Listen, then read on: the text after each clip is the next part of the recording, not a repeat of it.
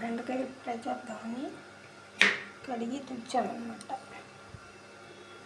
అయితే ఎప్పుడు బెండకాయలు చూసినా నాకు నా బాల్యం అంటే చిన్నతనం గుర్తొస్తుంది. 6th క్లాస్ అనుకుంటా అప్పుడు. అయితే నా ఫ్రెండ్ పద్మ అని ఉండేది. ఫ్రెండ్ అంటే ఫ్రెండ్ కాదు, క్లాస్మేట్ అంతే.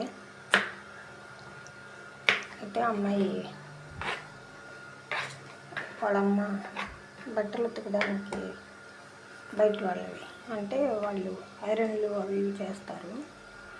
మార్నింగ్ వెళ్ళిపోయి ఆఫ్టర్నూన్ ఎప్పుడో వచ్చేది. అందుకే అమ్మాయి వంట చేసుకుని బాక్స్ తెచ్చుకునేది.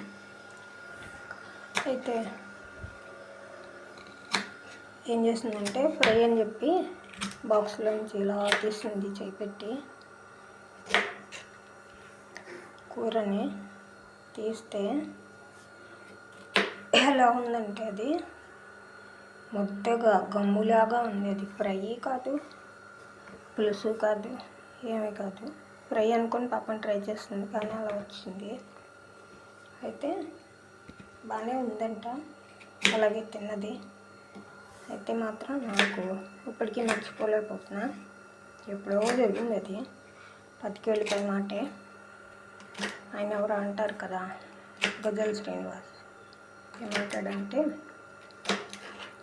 అది ఎంత కష్టమైనా ఎంత పేదరికమైనా ఏదైనా బాల్యం అనేది ఒక ఎవరికైనా మధురంగానే ఉంటుంది వాళ్ళకు ఉన్నంతలో.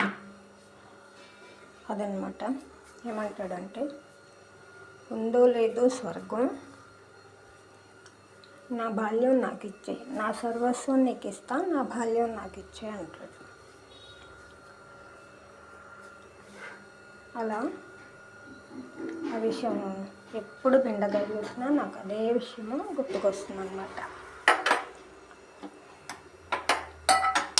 చాలా పేదరికం అంటే వాళ్ళందరూ బాక్సులు తెచ్చుకునేవాళ్ళు. అసలు నేను వెళ్ళేది తక్కువ.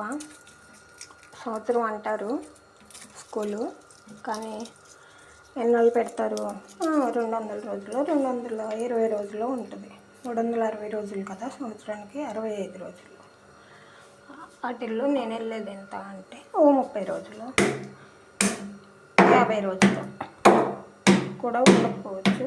ఆ వెళ్ళిన రోజు కూడా భోజనాలు, టిఫిన్లు, కాఫీలు, ఫార్మాలిటీస్ ఏమి ఉండవు. ఊరికే వెళ్ళామంటే వెళ్ళాము. ఎందుకు అంటే తినడానికి తిండి లేదు, కట్టుకోవడానికి బట్ట లేదు అన్నట్లు.